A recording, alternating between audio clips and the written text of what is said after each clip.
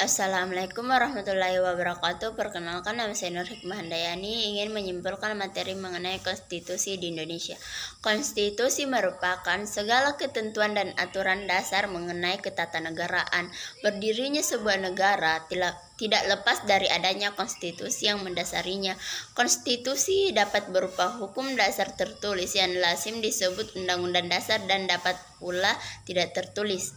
Konstitusi merupakan dasar dari tatanan hukum sebuah negara yang di dalamnya terdapat perlindungan terhadap hak asasi manusia atau HAM dan mengatur tentang distribusi kekuasaan atau distribution of power. Dalam penyelenggaraan negara, konstitusi adalah keseluruhan sistem ketatanegaraan suatu negara yang berupa kumpulan peraturan yang membentuk dan mengatur atau memerintah dalam pemerintahan suatu negara.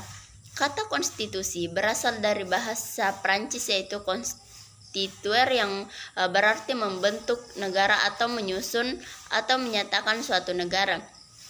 Pengertian konstitusi menurut M. Solly Lubis menerangkan bahwa istilah konstitusi berasal dari bahasa Prancis constituer yang berarti membentuk. Istilah membentuk ini dimaknai sebagai pembentukan suatu negara atau menyusun dan menyatakan suatu negara.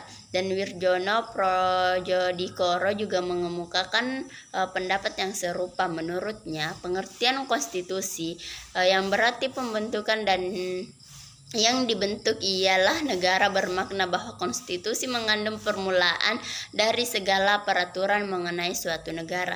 Konstitusi di Indonesia masih menghadapi berbagai tantangan dalam implementasinya, seperti penegakan hukum yang lemah, korupsi, dan kesenjangan sosial.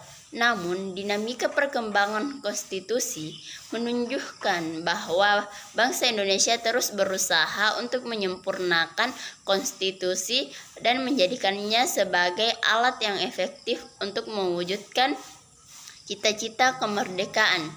Secara umum terdapat dua macam konstitusi, yaitu satu konstitusi tertulis dan yang kedua konstitusi tak tertulis. Hampir semua negara di dunia memiliki konstitusi tertulis atau undang-undang dasar yang pada umumnya mengatur mengenai pembentukan, pembagian wewenang dan cara bekerja berbagai lembaga kenegaraan serta perlindungan hak asasi manusia. Negara yang dikategorikan sebagai negara yang tidak memiliki konstitusi tertulis adalah Inggris dan Kanada.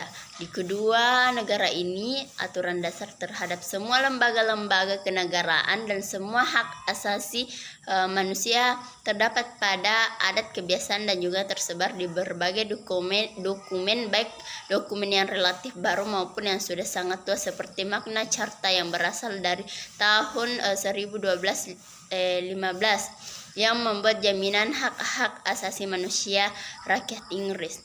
Itulah beberapa yang dapat saya sampaikan. Cukup sekian dan terima kasih. Wassalamualaikum warahmatullahi wabarakatuh.